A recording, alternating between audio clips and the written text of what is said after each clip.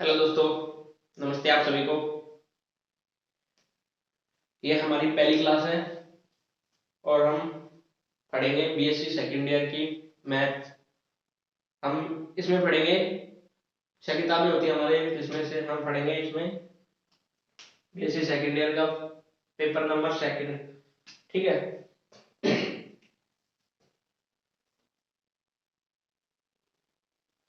हम पढ़ेंगे BSc second year.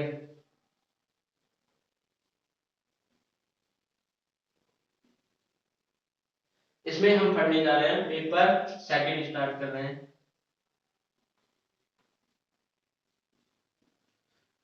तो बताइए पेपर सेकेंड का क्या नाम है। पेपर सेकेंड का नाम है अवकलन समीकरण। क्या नाम है? अवकलन समीकरण। इसे बोलते हैं डिफरेंशियल इक्वेशन।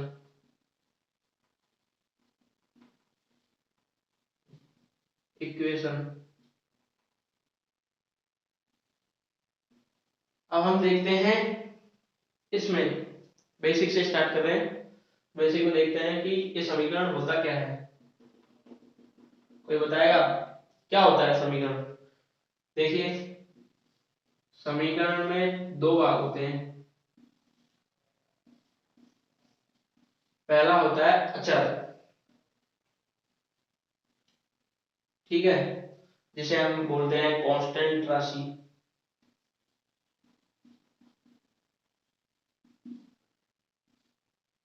और दूसरा भाग जो होता है उसे हम बोलते हैं चर। से बोलते हैं इंग्लिश में वेरिएबल।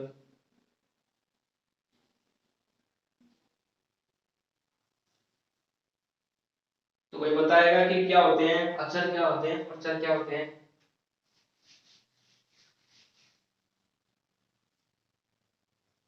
चलिए मैं बताता हूँ।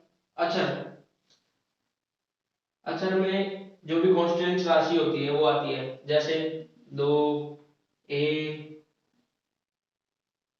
23, 50, ये सभी अचर है, यानी कांस्टेंट राशि आती है जो भी अचर में आती है। इसमें देखिए, ये होता है, ये दो प्रकार का होता है।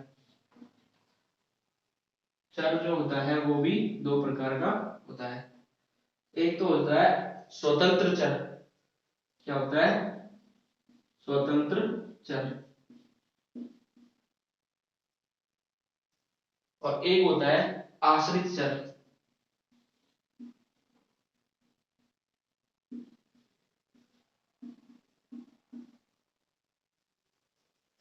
इसे हम इंग्लिश में बोलते हैं इंडिपेंडेंट वेरिएबल।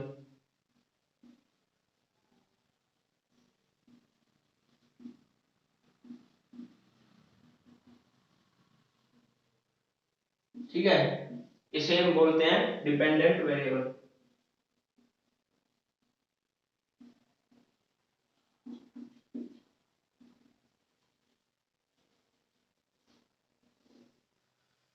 अब देखिए, इन दोनों को समझिए तो ये समीकरण अपने आप ही समझ में आ जाएगा। स्वतंत्र चर और आश्रित चर होते क्या है, बेसिकली क्या होते हैं ये? तो हमें एग्जांपल लेते हैं और उसके माध्यम से समझते हैं कि ये होते क्या है। एग्जांपल देखिए, y equal to x square plus 1। ठीक है, इसमें देखिए इस एग्जांपल में कौन सा तो स्वतंत्र चर है और कौन सा आश्रित चर है, ये देखना है हमें। इसमें देखिए, इसमें इसमें क्या हो रहा है कि जो y है, जो x पर डिपेंड है, यानी कि y की वैल्यू कब आएगी, तब x की वैल्यू हमें ज्ञात होगी। तो हम क्या बोलेंगे, इसको क्या बोलेंगे, ये हो गया आश्रित चर।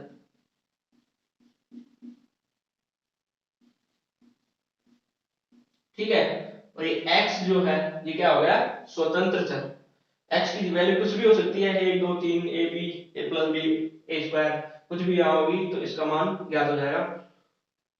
तो ये क्या हुआ, आश्रित। ये x क्या हुआ, स्वतंत्र चर।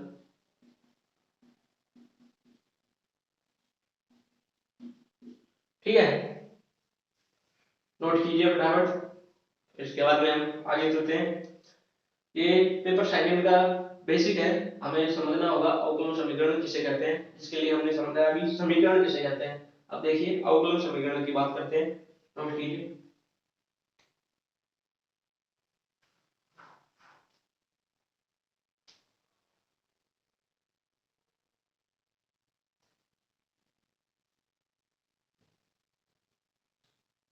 इसमें देखिए ये जो एक है ना, ये क्या है, बताया था हमने, अच्छा कांस्टेंट, तो इसे कांस्टेंट बोलते हैं। ठीक है, उतार लिया होगा। अब देखिए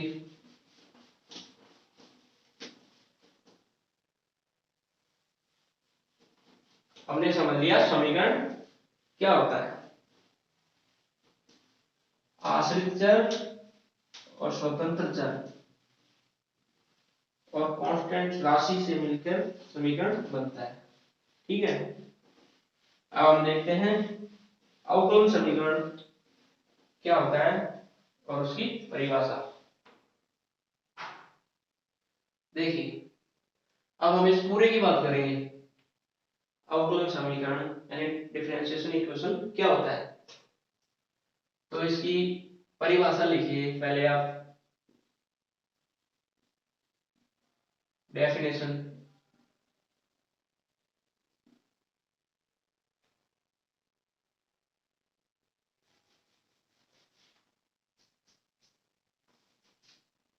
इसकी डेफिनेशन होगी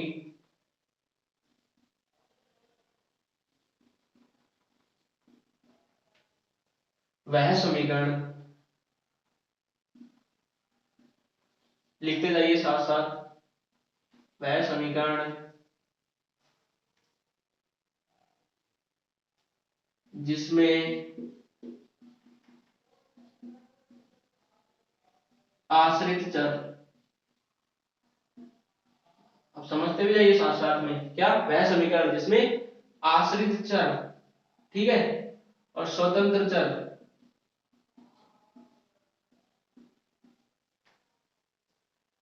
तथा आश्रित चरों के अवकलन गुणांक,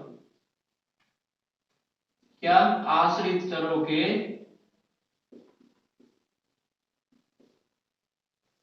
अवकलन गुणांक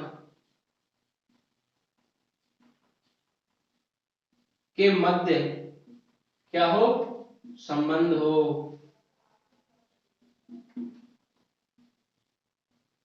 तो क्या कहलाता है, अवकलन समीकरण। अवकलन समीकरण कहलाता है। समझ में आ गया कि वह समीकरण जिसमें आश्रित, अभी बताया था आश्रित चर, उसके बाद में स्वतंत्र चर और आश्रित चरों के अवकलन गुणांकों के मध्य रिलेशन हो, तो अवकलन समीकरण कहलाता है। ठीक है, बताइए।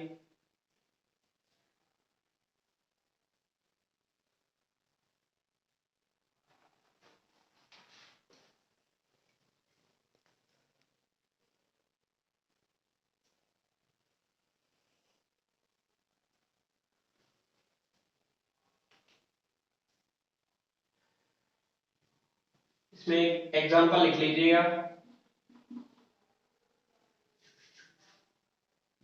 एग्जांपल है इसमें x square plus y plus d y upon d x is equal to 1। ठीक है, अब इसमें बताइए कि कौन सा आश्रित है कौन सा स्वतंत्र है, कौन आश्रित चरों के अवकलन गुणांक है। इसमें देखिए इसमें क्या हो रहा है, d y upon d x हो रहा है, यानी x के सापेक्ष हो रहा है y का अवकलन। ठीक है, तो इसमें साफ साफ दिख रहा है कि x जो है वो तो स्वतंत्र है और y जो है वो इसके सापेक्ष हो रहा है, तो ये तो आश्रित चर हो गया, आश्रित चर। और ये क्या होगा, इसे बोलते हैं आश्रित चरों के अवकलन गुणांक। क्या बोलते हैं? आश्रित चरों के अवकलन गुणांक।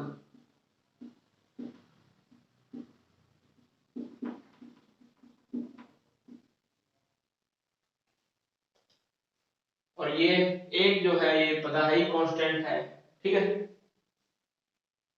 और एग्जांपल लिखना था तो लिख लीजिए, दो तीन एग्जांपल और लिख लीजिए इसमें। में आप फाइंड कीजिएगा कि कौन सा है आश्रित है, कौन सा स्वतंत्र चर है। x plus y minus one is equal to x plus y plus one. तीसरा एग्जांपल लिख लीजिएगा, d square y upon d x square plus d y upon d x plus y is equal to x square plus one. बहुत है ये, और किताब में से देख लीजिएगा, किताब में बहुत सारे एग्जांपल है, उसमें देख के पता कर लीजिएगा कि कौन सा स्वतंत्र है, कौन सा आश्रित चर है। मुझे लगता है कि अब आपको समझ में आ गया होगा अवकलन समीकरण कहते किसे हैं। ठीक है,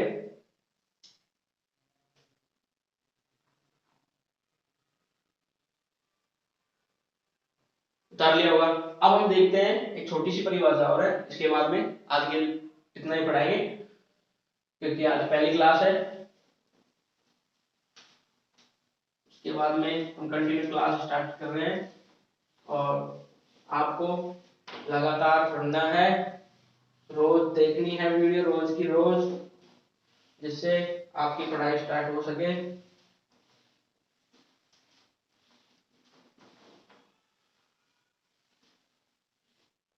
और मेहनत करनी है जिससे हमारी एग्जाम में नंबर अच्छे आए।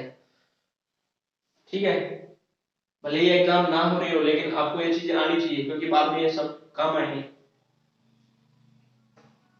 एक चीज और देख लीजिए, एक ही ना एक चीज और देखिए कि अवकलन समीकरण दो प्रकार के होते हैं। ठीक है, छोटी सी है परिभाषा, टाइप्स ऑफ डिफरेंशियल इक्वेशन।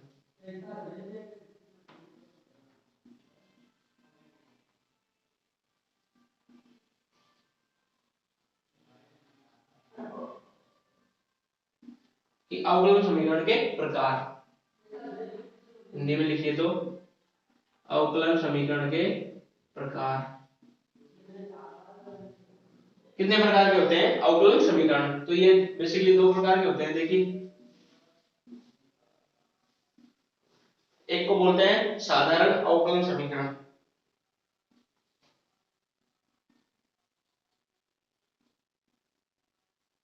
अवकलन समीकरण। ठीक है, और एक को क्या बोलते हैं आंशिक अवकलन समीकरण, जो डेल के फॉर्म में लिखे जाते हैं, आंशिक अवकलन समीकरण।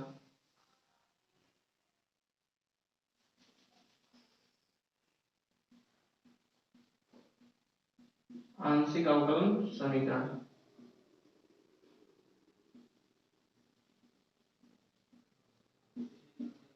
ठीक है, दो प्रकार हो गए।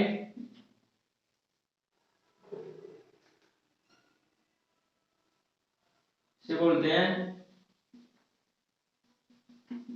पार्शियल डिफरेंशियल इक्वेशन,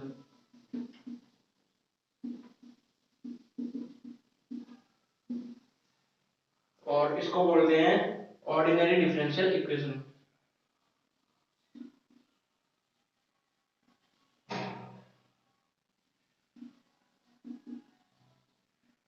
ठीक है, इनकी परिभाषा लिखना था तो लिख लीजिए आप। परिभाषा है इसकी, वह अवकलन समीकरण जिसमें, वह अवकलन समीकरण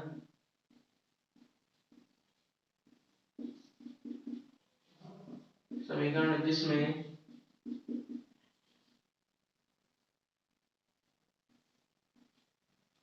जिसमें क्या हो, अवकलन गुणांक,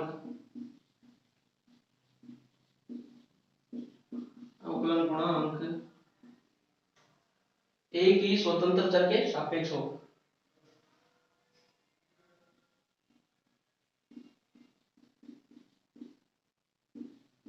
एक ही स्वतंत्र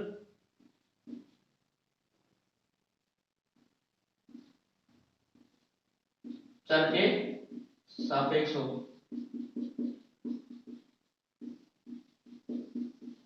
क्या कहलाता है? साधारण अवकल समीकरण। साधारण अवकलन समीकरण कहलाता है।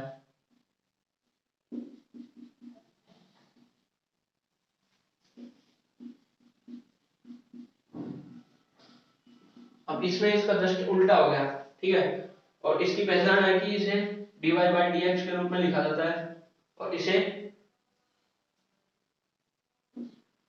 del y upon del x के रूप में लिखा जाता है। ये आप याद रखना, ठीक है। इसकी परिभाषा और लिख लीजिए। वह समीकरण जिसमें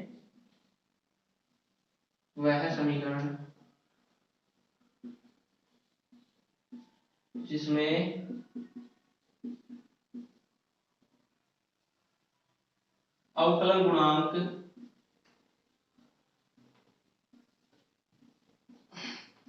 गुणांक एक से ज्यादा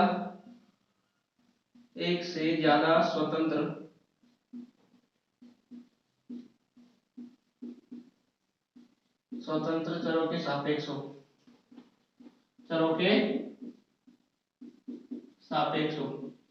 तो वह समीकरण कौन सा कहलाता है? सापेक्ष हो आंशिक अवकलन समीकरण कहलाता है।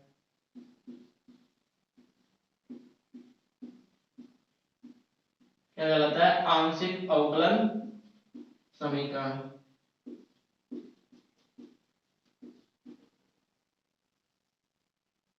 कहलाता।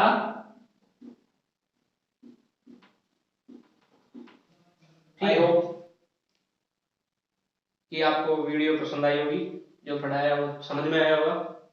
और मेरी आपसे एक ही रिक्वेस्ट है कि राजस्थान के जितने भी गरीब स्टूडेंट हैं उन तक ये वीडियो पहुंच जाए, और मुझे इसके अलावा कुछ नहीं चाहिए। जो भी आपके क्वेश्चन है वो कमेंट्स में बता दीजिएगा, और इस वीडियो को गांव-गांव तक जितने भी राजस्थान में जो गरीब स्टूडेंट है उन तक पहुंचाएं। बस इतना ही है मेरा मोटिव।